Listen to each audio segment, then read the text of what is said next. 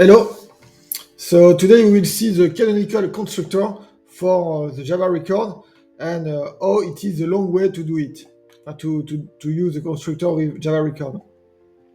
We begin with a record named French actor. We want to ensure that no actor has a negative number of errors. Is how we could write this using a canonical constructor with full parameter declaration. So you have a record French actor with a name and Caesar awards, and then you have the constructor, the canonical constructor French actor with the parameters. This is the way of the canonical constructor with all the parameters, and then in the body of this constructor, you put some check. If Caesar awards less than 0, you throw an illegal argument exception. And then in the end of the method, of the body of the method, you initialize the fields of this record. So here we are manually repeating the record components in the constructor signature and assigning them to fields. It works, but it's verbose and repetitive. You see, these things is repetitive. And these two. We have to put that, and we have to put this also.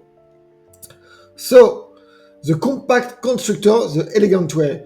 To simplify things, record lets us declare a compact constructor. The parameter list is implied, and the assignment to fields are done automatically. For example, record French actor, string name in Caesar awards, and then you have the compact constructor without a parameter list, public French actors, then directly the body, and then inside you only put the check. If Caesar was less than 0, then you throw an exception. And you see there is no initialization of field, it is done implicitly. This version is cleaner, avoid repetition, and still perform the same validation logic. It's ideal when you want to keep things concise. Example usage.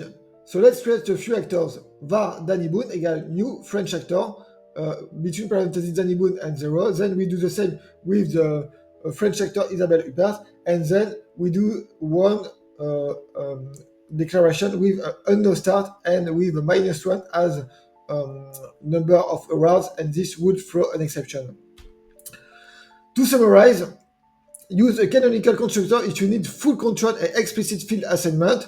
Prefer a compact constructor in records to keep the code clean and readable. Validation logic works identically in both. Thank you very much, and maybe see you in another video. Bye!